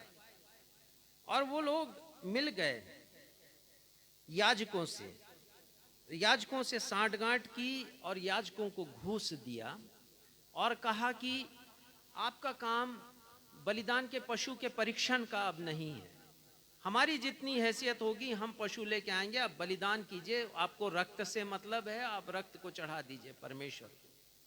लेकिन परमेश्वर पिता को केवल रक्त से व्यवस्था के अनुसार मतलब नहीं था, लेकिन उस पशु से भी कि वो पशु कैसा है, वो निष्कलंक है कि नहीं, वो निर्दोष है कि नहीं, क्योंकि परमेश्वर पिता को स्वयं प्रभु यीशु मसीह के रूप में अपना बलिदान करना था। निर्दोष और निष्कलंक मेमने का रक्त बहाया जाना आवश्यक था। तो उन्होंने परमेश्वर की व्यवस्था का पालन नहीं किया और परमेश्वर कह रहे हैं कि तुम मेरी वेदी पर अशुद्ध बलिदान करते हो। और ये प्रश्न कर रहे हैं उल्टा परमेश्वर से कि किस बात में हमने आपका अपमान किया है। आत्मिक गिरावट इस हद तक हो गई उस जमाने के लोगों में।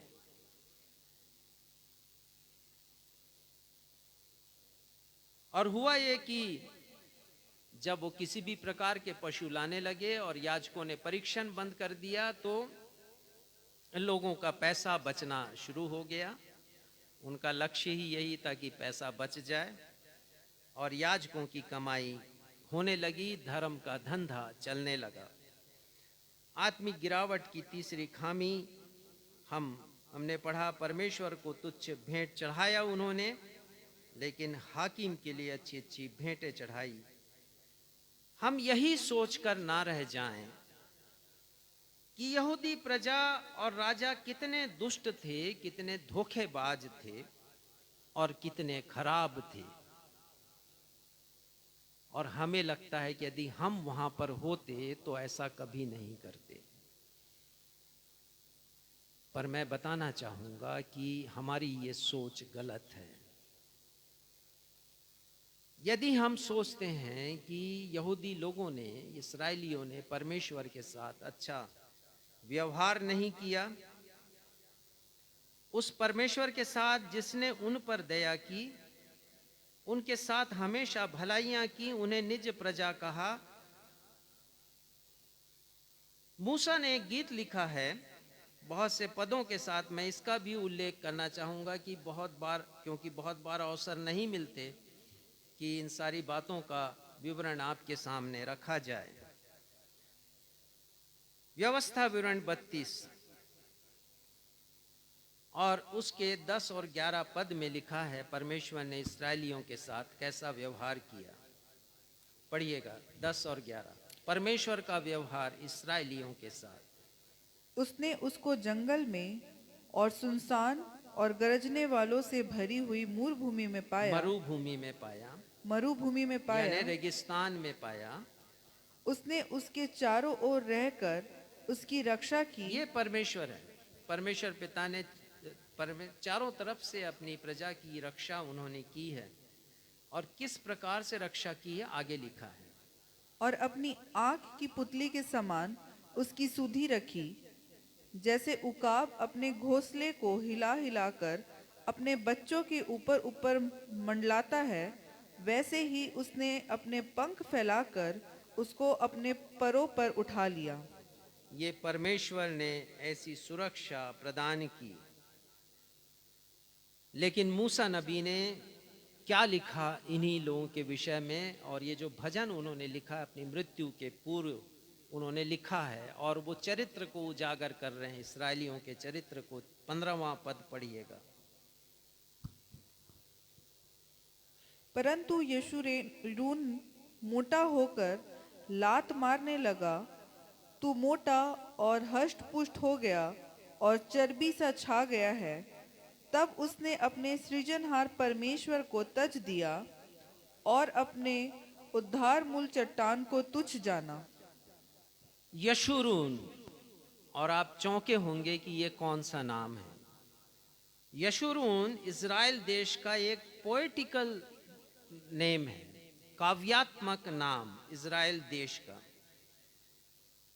इसका जो रूट वर्ड है वो जस्ट है, अपराइट है, और ये इज़राइल देश को दर्शाता है ये नाम। और उसके बारे में वो लिख रहे हैं कि वो मोटा ताजा हृष्ट पुष्ट हो गया, परमेश्वर की आशीषें पाई उसने, और जब आशीषें पाई तो अपने सृजनहार परमेश्वर को उसने छोड़ दिया और अपनी चट्टान को, जो परमेश्वर उनकी चट्टान थी, उसको उन्होंने तुच्छ जाना, अपमानित किया।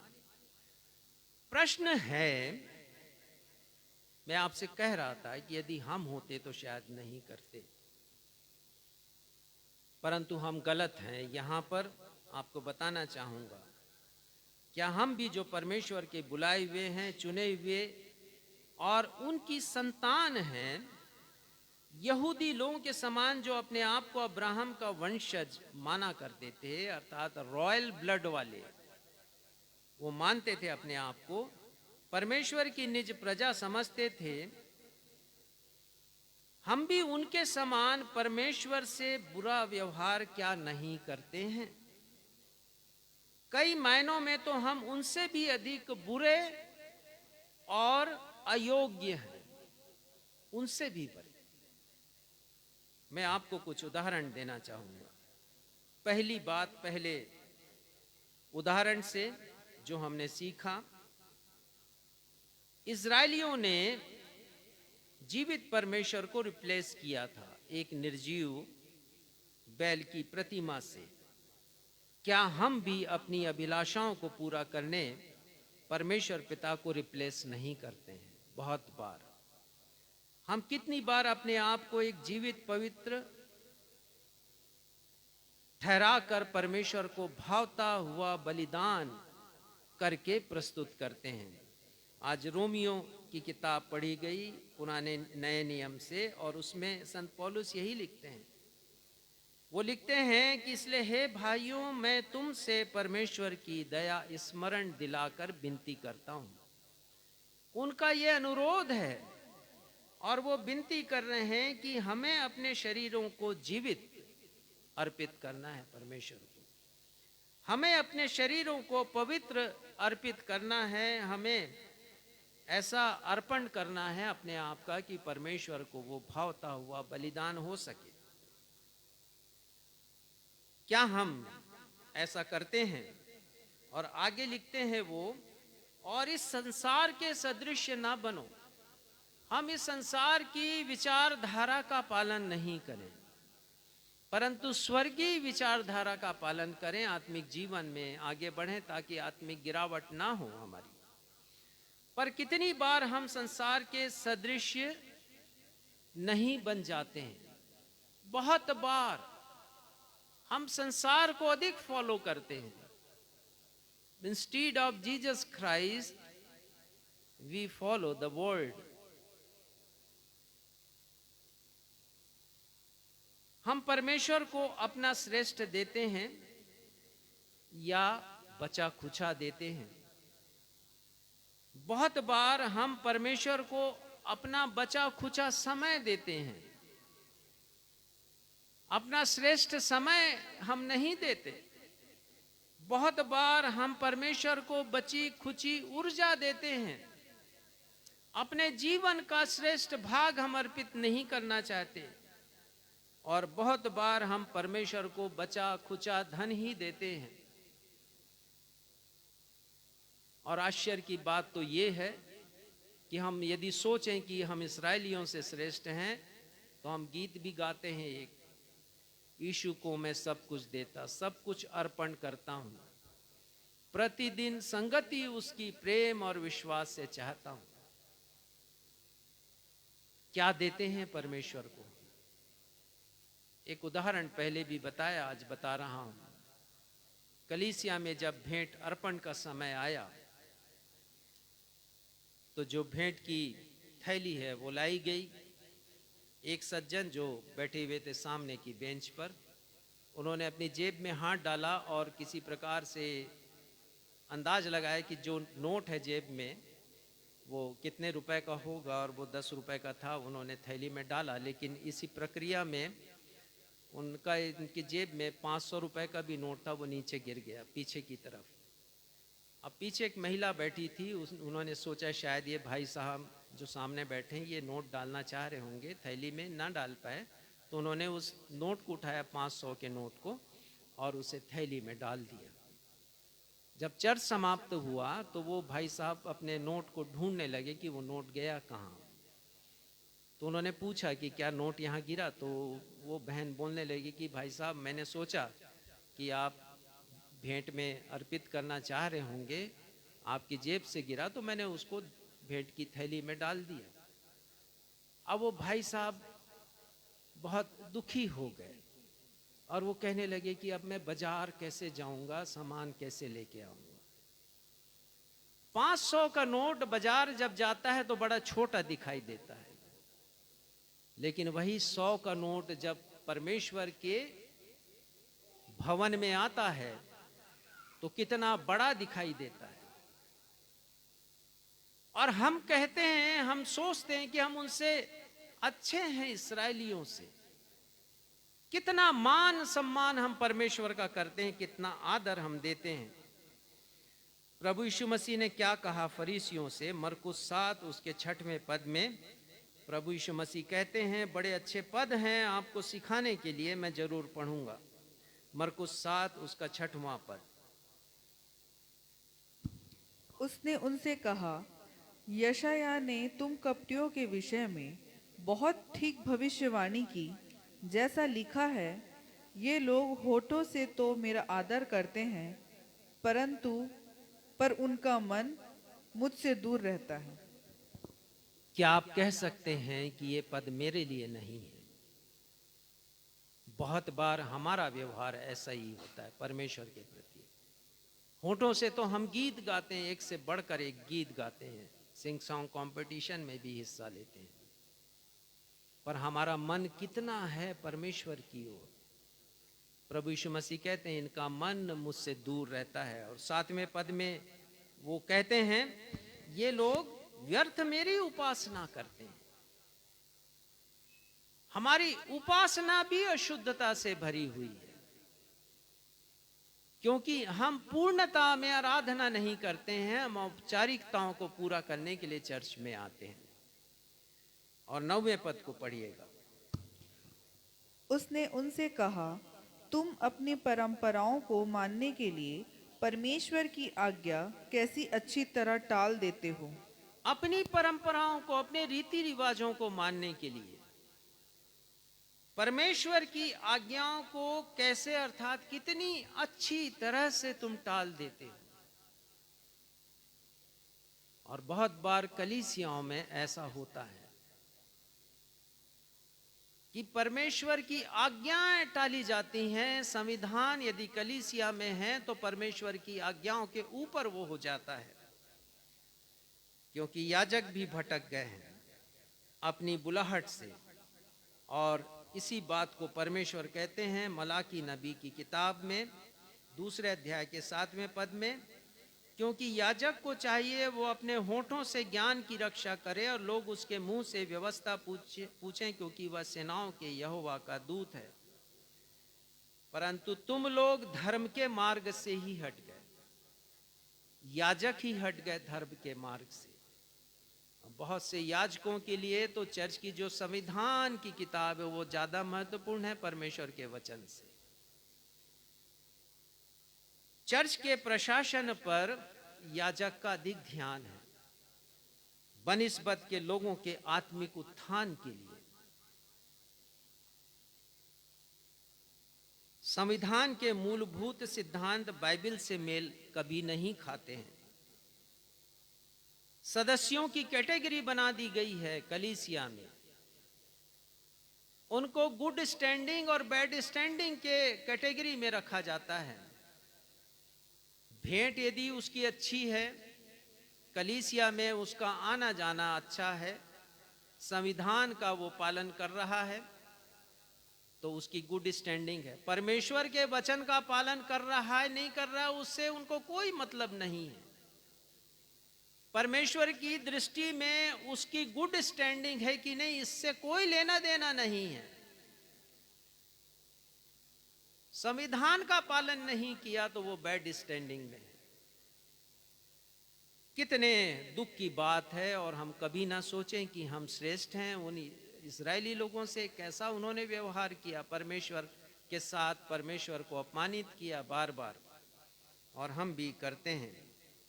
बहुत सी कलीसियाओं में यदि किसी ने कुछ ऐसा पाप कर दिया तो उसकी सदस्यता ही खत्म कर दी जाती। तो कलीसिया है आखिर किसके लिए?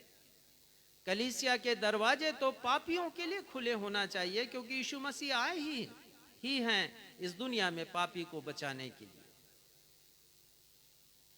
पापियों को घृणा की दृष्टि से देखा जाता है। ठीक ऐसे ही जैसे शमौन ने, जिसके घर प्रभु यीशु मसीह भोजन पर उपस्थित थे, उस महिला को जिसमें 7 दुष्ट आत्माएं थी, प्रभु यीशु मसीह ने निकाला था। जब वो प्रभु यीशु मसीह का अभिषेक कर रही थी, उसने कहा कि यदि ये परमेश्वर का पुत्र होता तो जान जाता कि ये महिला कितनी पापिनी है। और प्रभु यीशु मसीह ने बाद में उसे आड़े हाथों लिया। हमारा भी दृष्टिकोण उस शमौन के समान हो जाता है।